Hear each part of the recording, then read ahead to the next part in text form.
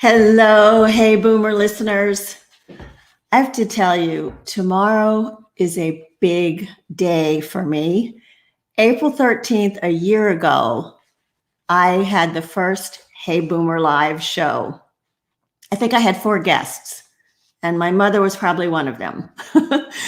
But we now reach over 3,000 people weekly combined between the live show, the recorded shows, the streams out onto the podcast channels, which is absolutely amazing, exciting. And so much of that is thanks to all of you that participate and join us each week on the show. And I have confidence that my goal of creating this motivational mecca for boomers and beyond is absolutely going to come to fruition. So celebrate with me. Tomorrow is Hey Boomer Anniversary. I want to take a moment also to thank a couple of our sponsors who are helping to make the forest bathing event possible, the event that we're holding on May the 4th. Our first sponsors are June Green and Don Blumenthal, and they are sponsoring in support of Alzheimer's caregiver support groups. And here's what they have to say. One of the kindest things you can do for someone who is hurting is listen when they care to share. Then offer to do something specific, like make a meal or do a specific errand. Family members, husbands, wives, or adult children who are caring for a loved one who has Alzheimer's disease need to know they are not alone. Alzheimer caregiver support groups bring people together who, like themselves, are doing their best to cope with the stress of caregiving. And they can learn from each other and feel supported, and yes, realize that they are not alone. If you would like more information or to find a caregiver support group near you, you can call the 24/7 Alzheimer's hotline at 800-272-3900. I also want to tell you about our second forest bathing sponsor, and his name is Drew Morgan. And Drew is the founder of Mental Coach Morgan. He coaches individuals to master their mindset, strive to be the best version of themselves, and find joy along the way.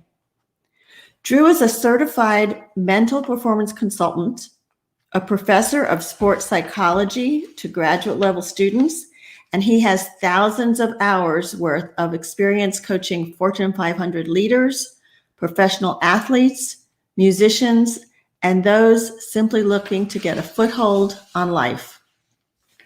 Drew says the world is an increasingly difficult place to navigate with a multitude of pressures, an overwhelming amount of information, and distractions everywhere.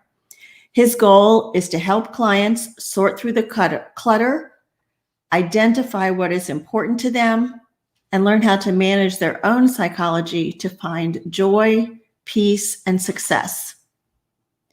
If you are interested in learning more about Drew or to schedule a free 30-minute consultation, you can find him at mentalcoachmorgan.com, or you can email him directly at drew@mentalcoachmorgan.com. So thanks for that. And speaking of the forest bathing event, you all know it's on May 4th from 12:30 to 3:30. It's at the Foothills Equestrian Nature Center in Tryon, North Carolina. And we are collecting all kinds of cool stuff for your swag bag. So there's a few spots left. If you are interested in joining us, you can sign up from the Facebook page. The forest bathing event is posted at the top of the Facebook page. And finally, I send out a Monday morning reminder email. So if y'all have wanted to watch this show and you've had trouble finding it or whatever on Facebook, LinkedIn, or YouTube, you can just drop me an email and say, please add me to the email list, and I will be sure to get you out that email, and then you can find the show easily.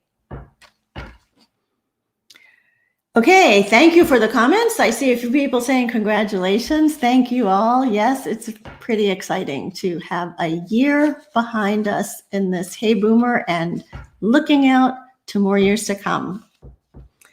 So I'm ready to bring Phil on, but I'm seeing that I feel like I've lost your camera, Phil.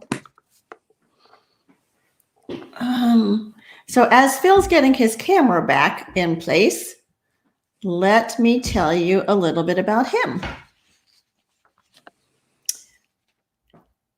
Where did he go? So Phil was sworn in as the Assistant U.S. Attorney for the Southern District of California on October 1st, 1984. And he served the office in various capacities until he resigned on September 30th, 2020. Over the course of his 36-year career with the Justice Department, Phil has successfully prosecuted some high-profile cases, including the U.S. versus Randy Duke Cunningham, the largest corruption case ever brought against a sitting U.S. congressman, and the U.S. versus Duncan D. Hunter et al., one of the successful campaign finance cases he brought against sitting U.S. congressmen. Phil has served in 6 administrations and under 19 U.S. Attorney Generals. He is married to Marcia Halpern, and they have 3 sons. He is also a competitive cyclist and runs a sub-240 marathon. Goodness gracious. So hi, Phil. Well, hi, Wendy. Thanks so much for having me here, and it's great to be part of your anniversary show. I know, that's so exciting. Thank you. So let's start with the basics, Phil. I mean, we all hear about the, Attorney General and the Assistant Attorney General and all of the stuff that goes on. But tell me, just so for a starting point, what does an Assistant U.S. Attorney do, and how has that changed for you over the 36 years you were with the Justice Department? Well, everybody knows the criminal justice system, perhaps from Law and Order, and sees what happens when people commit regular crimes. But they might not know there's an entire system overlaid over that called the federal system. And there's a separate set of crimes that the feds have jurisdiction over. Over the last 80 years, that's kind of mushroomed, so that now the feds seemingly have jurisdiction over just about every single crime there is. So the real question becomes, what do we prosecute?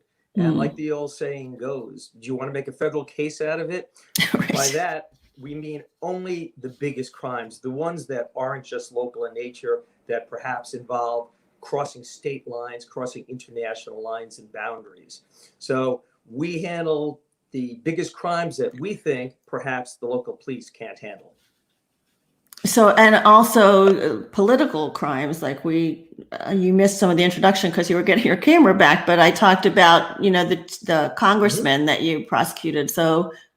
Well, absolutely. That's clearly part of it. And historically, political crimes have gone to the federal system because of fear that the local prosecutors wouldn't do that. That started in the 60s when there were local sheriffs, perhaps, who wouldn't be picked on, who were committing civil rights violations against people, as well as local mayors who were corrupt, but they had everybody in the town in their pocket. So the feds would come in, often from Washington.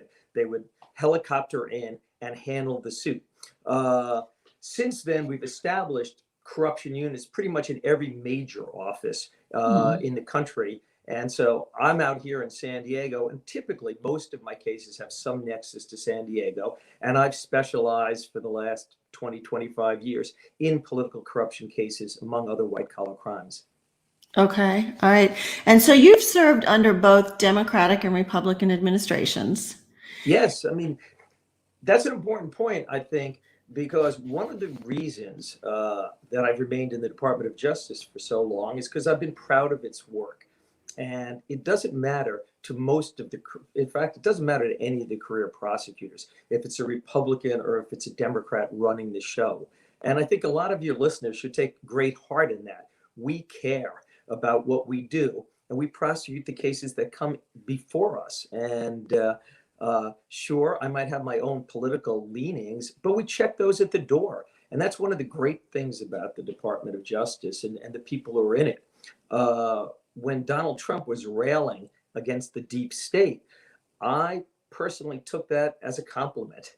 It's like, yeah, we're the people here who are representing the American people. We're not representing you. And the oath that every single career prosecutor takes is to the Constitution of the United States. It's not to Donald Trump. It's not to a Republican president or a Democratic president. And I think that is truly one of the great strengths of our country and something that does differentiate, America from many other countries abroad. Yeah, and that's interesting. But I'm wondering that, with the different administrations, did you feel the slant of what you prosecuted was different depending on the administration, or is that just more recent? No, it really isn't more recent. I think, like everything under the past administration, things accelerated, life accelerated, and norms continually were broken. But if we start out with the baseline, everybody has to understand, if they don't already, that elections have consequences, and they have consequences for every walk of life. And in the Department of Justice, different administrations came in and imposed their priorities. And that's okay. I mean, it's when George Bush came in and made it his priority to crack down on drugs in Southeast Florida and this, southern part of the United States, that was his right. When Bill Clinton came in and changed some of the priorities and decided he wanted to look at more corporate crime, that's right. There are separate and limited resources. There are finite resources that we have, and therefore every president gets to decide how they want those resources deployed. The real question then becomes, are they doing it fairly, and does it apply to all people equally? If it does, I might not like it, but I can kind of, I can hold my nose like everybody and make a decision, do I want to work there or not? I was very lucky because I didn't agree with the immigration policies or the drug policies of many past presidents. I think the ones under the Trump administration were particularly reprehensible, but I didn't agree with the way we were handling drugs under Barack Obama, or any of the prior presidents. I personally, thought that was a waste of our limited resources. We'd be much better off going after corporate crime than a lot of the smaller drug cases that our office did. Similarly with immigration, I think there's better and smarter ways to do it. But I also recognize those priorities came down from the top. And I had a couple of choices. One was to do those type of cases or leave. Now, fortunately for me, because of my seniority in the office and where I was doing white collar crime. So I could kind of look the other way when that happened. But that is a reality. And one of the changes, although we haven't made all the changes I would like to see, but in the southern border, any of the borders, we were arresting every single person that came into the United States and charging them with a felony. And that can bog down the system. Wow. And when I say a felony, when it was warranted, sometimes only a misdemeanor is warranted for a first-time person who just enters the United States, but we were charging them criminally. Where historically in the past, if a person was coming in looking for work, they hadn't committed any crimes at all, we would simply return them to the country of origin, and we wouldn't prosecute them. Now, if we are prosecuting more of these people, we're prosecuting less of other people. There's a trade-off, and we as a country have to make those decisions, and those decisions are done in Washington by the president and the attorney general. Okay. So on September 30th last year, you resigned. What was the final straw after 36 years of getting through all these different priorities and administrations. What was that final straw that made you resign? Well, I've just made it clear that is the right of the president and the attorney general to decide in general on what policies they should pursue. I believe that. That's always how it is. But one thing that we can have in the Department of Justice, and that is the attorney general and the president using the department for their own personal gain, and enrichment politically. We can't have the Department of Justice targeting people criminally. Similarly, we can't have the Department of Justice letting people go in order to aid, the president or other members of the government. And that's what happened. And it happened repeatedly. And I saw that the Attorney General of the United States, much to my horror, was representing not the American people, but he was representing far too often the President of the United States.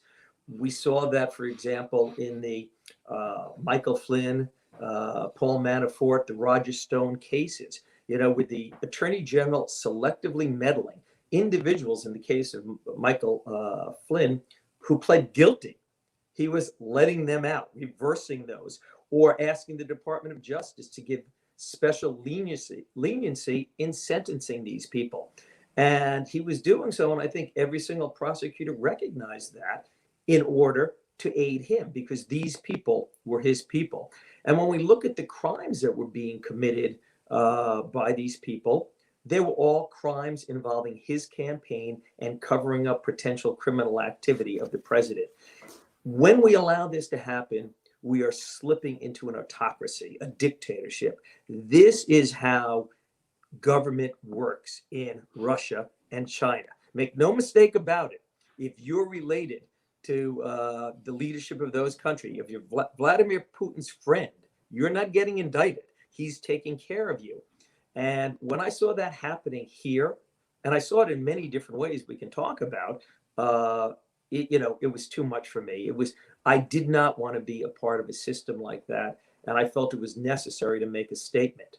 And that's not a statement that was easy for me to make. I bet. Yeah, I bet. This is a place that I've loved. I really do like the Department of Justice. I respect the work that's done here, because over my career, I've seen how the people who are part of it, are so dedicated and committed. Some of the best attorneys in the country who work for so much less than they would otherwise make, because they believe in their mission. And when that mission was being distorted by an attorney general, who was acting corruptly, in favor of the president, it really, was beyond the pale. And even thinking back now to what he was doing in terms of the voting, controversy. Now, again, trying perhaps to preserve his reputation. He came around in the very end after it was all over. But in the beginning, he was changing the way that the DOJ had historically looked at these cases. And he was doing so in order to allow individual U.S. attorneys who were political appointments to announce and initiate on their own investigations into campaign finance fraud and voting irregularity. Now, that might not sound like a big deal to many of your listeners, but believe me, it is. There are checks and balances in order to make sure that we don't actually tilt an election by announcing an investigation and letting the public learn of it when actually we may not be sure what's happening. And we even saw that there were allegations during the campaign about how votes were being destroyed. The post office was throwing away ballots. And when we looked into it, we found no, that wasn't actually what happened. They were misplaced, but yet it came out, and it came out in Pennsylvania, allowing the people there to say, whoa, there's voter fraud here. You need to watch out about it. We know, because we saw what happened in the courts, all of those claims evaporated. Right. But it was allowing the prosecutors even to talk about these in the beginning that was so distasteful to me, because it turned our policy on its ear. And this is what I couldn't stand about it. I couldn't have the Attorney General deciding to speak out about rioters in Portland. Now, that's okay. If he decides he's going to talk about all rioters, hey, we need to be careful, folks. But when he makes the decision to continually talk about the dangers of people in Portland who are protesting, most of the time peacefully, Black Lives Matters issues, and he highlights that. But yet at the same time, he says nothing when the Michigan state capitol is stormed by armed militia people. That's a problem, because that's selectively using the Department of Justice and our position to aid a particular political candidate. And that's something that every single American should be concerned about. Yeah, and I can hear in your voice that it was just a series of things that kept happening, and I'm glad you brought up the voting, Phil, because I do want to talk about that a little bit. We see a lot of states now that are trying to allegedly implement laws that limit voting or restrict voting rights, and so I'm wondering, do you think, as a former prosecutor, that is something that can be upheld in courts? Because they're surely going to be questioned, right? Yeah. Well, that's a complex question. So let me break it down just a little bit if I can. And if I miss some things, you can tease it out. Number one, I'm very pleased as a host of this show that you said allegedly, because I think that's appropriate. I'm the guest, and I'm telling you, it's not allegedly. You can look at the law. It's in reality. And we've seen now hundreds of bills being presented in 47 separate states to limit voting rights. And people try to defend that by saying, for example, we look at the Georgia law, and one of the points that's made by the people behind it and many conservative commentators is that, well, hold on. In some points, they're just standardizing hours. And in doing so and standardizing hours, say 9 to 5, they're actually increasing the voting hours in some jurisdictions. How can you say that's limiting people's rights? It's expanding it. And then when you go behind it, you understand, well, no. I mean, they may be limiting expanding the hours somewhat in a rural district, which doesn't need it, but yet they're cutting those hours 9 to 5 in places like Fulton County in Atlanta, where people work and they can't get off work. They have to go before work or they have to go after work. And then they're also limiting mail-in ballots so that people who want to vote that way because they are working can't do it. When you look at these laws, and the one in Georgia in particular, you can't come away with anything but saying this is a concerted effort by the people in Georgia to limit the ability of people in that state to vote. And that is reprehensible. It's anti-democratic. And frankly, I can say it because it's true. It's racist. That's all it is. It's trying to prevent people who, are of color as well as low-income people, who can't afford to vote at the right hours from casting their ballots. And the reason I'm so passionate about this is because it is a solution in search of a problem, because the fact remains, and this is something that I know all too well, because this is what I've spent decades doing. There is no widespread voter fraud, period. There simply isn't. Even Bill Barr was forced to say that. Chris Wray, the director of the FBI, testified in front of Congress. There was no widespread voter fraud. We have had, through several Republican administrations, the Department of Justice and independent commissions looking at voter frauds. And it simply doesn't exist in terms of any way that would sway an election. So there is no problem. And the conservatives are using it as a smokescreen. And what bothers me so much is that I basically believe the people in this country are good, as a whole, certainly majority. These are good, well-meaning people. I don't care. As I said, I work for Republicans and Democrats, and I don't care if you're a liberal or conservative. I think most people want to do the right thing and are good people. But the problem comes when people can't agree on what the facts are. When we have tens of millions of people believing that there was widespread voter fraud and that Donald Trump should have been elected. And make no mistake, like 30%, 30 to 50% of the Republican Party, depending on what polls you look at, still believe the election was stolen. That's a real problem, because we can't have consensus and we can't move forward as a democracy if people can't agree on basic facts. And that is a fact that, I know many, many people I have to have this discussion with. In fact, last night I had this discussion over a dinner table, where I was talking to people, educated people. One of them was a very successful attorney who were convinced that there was voter fraud and we have to guard against it. Even still convinced. Even still. Yeah. And that was going to be one of my questions to you. Like, how do we maintain our free society, a democracy, when so many people still think this election has been stolen? Well, I am very troubled. I wrote an editorial after the January 6th riot, which the paper captioned 2020, the year democracy died, because it was my real concern that while it's still alive, it's on life support, is what I was saying. And the reasons for that are, they're not so complex, really. I don't think the people, have changed much, who make up the citizens of this country, but we have been subject over the last 20 years with several forces that we've never had to deal with before. One of those is the proliferation of cable news. That's a problem when we have networks who are designed and who have no problem issuing misinformation. Secondly, we have social media, which we've never had before.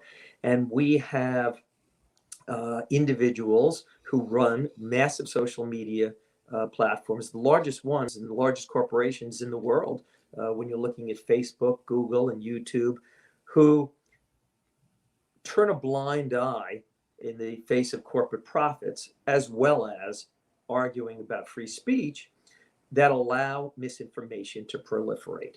And it is very, very difficult now balancing the First Amendment rights.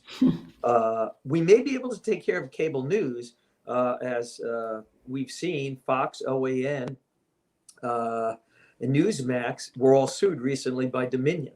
And the second machines. voting company, billion-dollar lawsuits.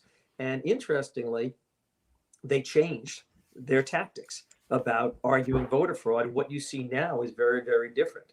And one of the reasons was because they were promoting, and these are the major hosts on these networks, and all the guests were promoting the fact that there was potential fraud because there were Dominion voting machines that were made by Hugo Chavez in Venezuela, and that they were able to switch votes. This is going out to tens of millions of people.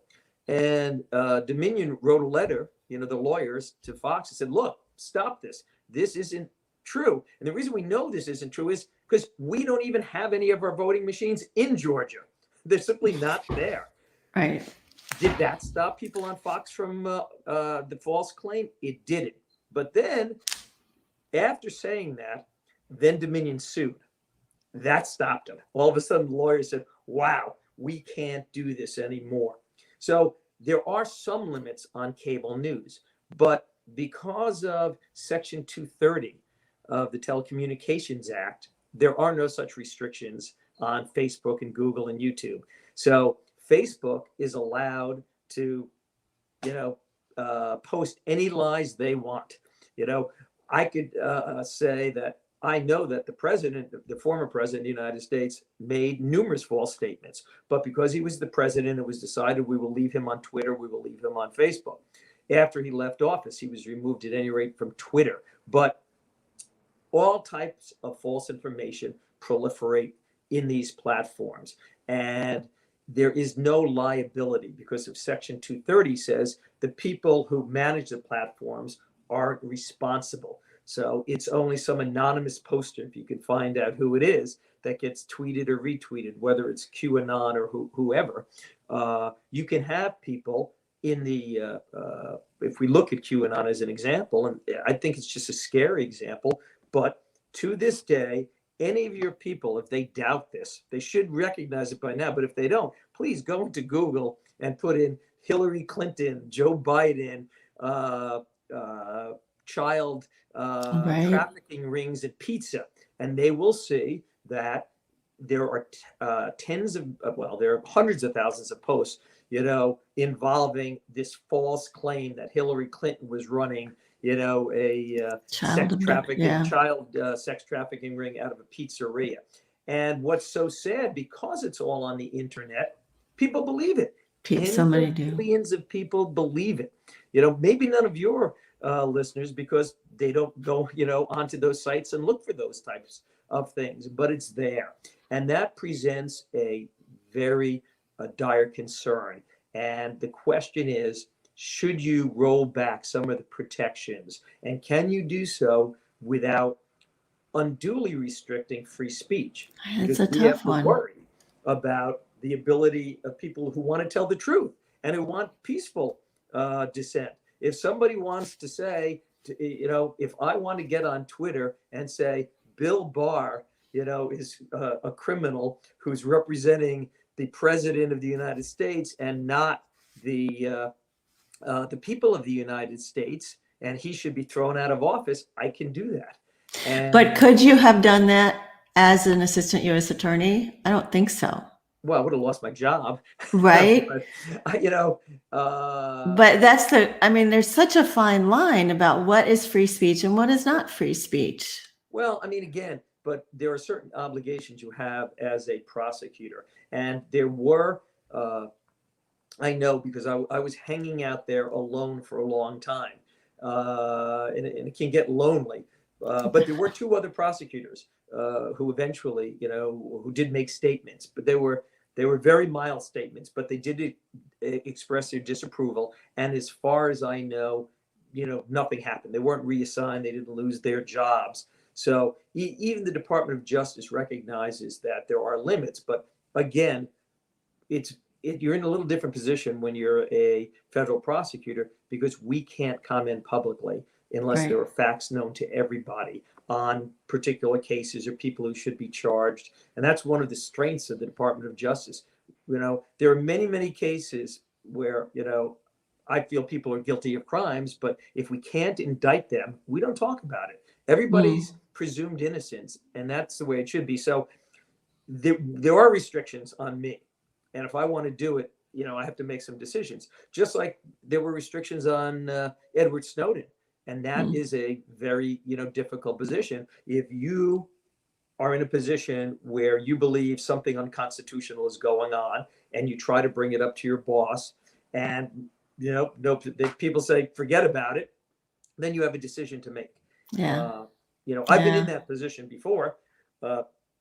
I investigated and indicted the executive director of the CIA, the person who was third in charge of the CIA. It was a fascinating case. And one of the things that I found most fascinating was I had to look at all the information that he had involving, the fraud that I was alleging. And a lot of what he was doing had to do with classified information. And there were things that I can't talk about to this day. And there are things I can talk about. For example, he was talking about the rendition program and some of the drone strikes. And while I won't give details about it because I don't want to get in trouble, at the time I was sitting there thinking, this is before it's public. This is the only reason I can say it is because it's public now. But I'm looking at things going, hold on, what? We're targeting people in other countries, to assassinate them, with no war declared. Is this right? What are we doing here? And I had a choice. Is this something that I wanted to go to the papers about and protest, or did I want to simply wait? Now, the decision was made easy because it became public shortly thereafter. But I have to say, I probably wouldn't have gone public because I made a deal. I signed something. It's not just the criminal charges, but we all face as people how far the lines are drawn and what we're going to agree or not agree about. But we're a little far afield now. The tougher issue is what we as Americans want to do with these social media platforms that are in fact disseminating information that is false. And here we saw on January 6th, without these social media platforms, there would not have been an insurrection. There wouldn't have been people storming the Capitol. But it's a tough balance to make. And even as we stand here today, some of these platforms are being used for child sexual abuse. Trying to obtain victims of crimes, underage victims that can be exploited. And the question is, how hard do we want to crack down on these? And these are things that are currently being debated. There have been many bills in Congress. We have conservatives like Josh Hawley who wanted to, for their own reasons, wanted to curtail some of these rights. And then we have liberals on the other side wanting to curtail these rights, or these, I should say, this immunity from these platforms that they're getting, because it's really a legal immunity that they're allowed. And so it's a tough issue. It's a thorny issue, and I still believe there can be some tailored restrictions that aren't overbearing that can be drawn up. And I've been discussing these with a number of people, and we'll see which way Congress goes. But it's a tough issue. Yeah, and when we talked earlier, Phil, we talked about the show, The Future of Democracy, and it is troubling right now where we're at. And the question that we kind of kicked around when we talked was, what can we do as individuals to protect the democracy that we all feel like we deserve or we want? Mm-hmm. Well, I think there are things that every person can do. We shouldn't feel that we're powerless. And, I've taken one path, which was, to speak out. I started a Twitter account, which I'm much more conservative about now, because I think in some respects, Twitter brings out the worst in everybody. And it's because there is no real debate on it. So I've tried to be very cautious when using that platform. But I've also decided to write monthly op-eds for the papers so that I could talk out on a number of these issues that are important. But my real hero in this area, something that I think is more accessible to most people, is my wife. And my wife was very, very upset about the election. I mean, very upset, and has been for some time. And was talking about, even though I think it was mostly fanciful, moving out of the country, because we have kids who live abroad. She was so upset with what she saw as the direction of the country. And she started working with Vote Save America, and she started writing, and she wrote thousands of letters. She wrote them to voters, registered voters, just to get them to go to the polls. She happened to adopt the state of Arizona, which was in play. So she spent so much time, money, and effort just writing these letters on her own. And she did something else that was even more distasteful to her, because she's kind of a shy person, but she started making phone calls and tried to talk to people. So she spent a lot of her time doing that. So right then, and plus she contributed money to a variety of platforms that she found was interesting. So she used her time, energy, and money in that area. I also think people can more and more, and this has come up, in the last 2-3 weeks, especially with the Major League Baseball decision to boycott Georgia. Then Donald Trump and a number of conservatives went wild on Major League Baseball and Coca-Cola, Delta. It's okay for the right wing to talk about cancel culture on the left, which does exist. But when they're willing to cancel anybody on the right, whether it's Major League Baseball, whether it's football for people kneeling, whether it's an airline, whether it's Coca-Cola, if it's in their interests. But I do think that there is potential pressure that can be brought by corporations. So people who have the ability, whether it's to organize boycotts of products, or simply write to people in corporations, or if nothing else, for example, people who live in South Carolina, they shouldn't hesitate to write the senators, to at least know, let them know how. Now, it might not do any good, I'll say that. Yeah. So you told me something because I asked you, I was like, so if I write to my Congress people, are they really looking at my letters? And The you answer, told me something that was yeah, a little they look at unsettling. them. They look at them. If they have staffers. I mean, again, the individual congressperson may not look at them, but their staffers will. They compile lists of these things. And many of them, one of the interesting facts I learned doing political corruption cases is that if you call up your Congress person to ask them for something, this can happen all the time. I'm not getting my Social Security checks, it could be as simple as that. Or, hey, I can't get into the local VA, hospital because of whatever reasons. It could be any of a number of complaints. I've got a kid abroad I'm trying to reach, whatever your complaint is that a congressman can do. So you call up. There are a number of congressmen, and I know this for a fact, they look to see if you've donated, you know? Right. So if you've donated, you might get oh yeah, certainly. Ms. Green, yeah, the congressman's very interested in that issue, and they may talk to you, they may pass you along, especially if you're a big donor. Believe me, if you're a big donor, you will get a conversation with the congressman, or congresswoman about that issue. So yes, they do look at these things. These things do matter. And you have to decide where. You're in a position, if you're in a very conservative state, where maybe it doesn't matter because of gerrymandering. And that may be a topic for another time because it's a long one. But maybe you can't do any good in that state. You can't talk to your congressman. You can't talk to your senator. You may be able to do something positive on a local level, but not on a state level, but maybe not. Or you could always we have the opposite situation in California. We have in where we are, we have a Democratic Congress person we like. Our senators, are both Democrats, and we wanted to do something. At least my wife wanted to do something. So she adopted Arizona. So she's writing letters over there.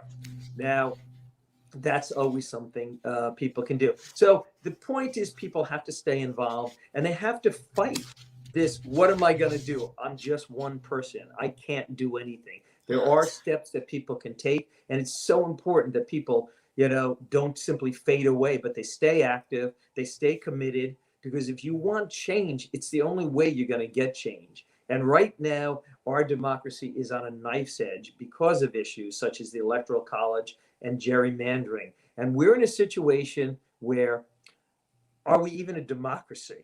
I understand we're a representative form of government, but why is it that, over the last 25, 30 years, the one party has won the election in terms of the popular vote every time, but yet they've lost the presidency on several of those occasions.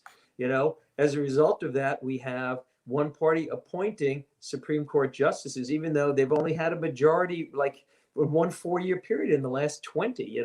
There's something very disturbing about these things, and we need, as a country, to remain vigilant, and we as citizens have to try to do everything we can, which is the reason I'm on your show today.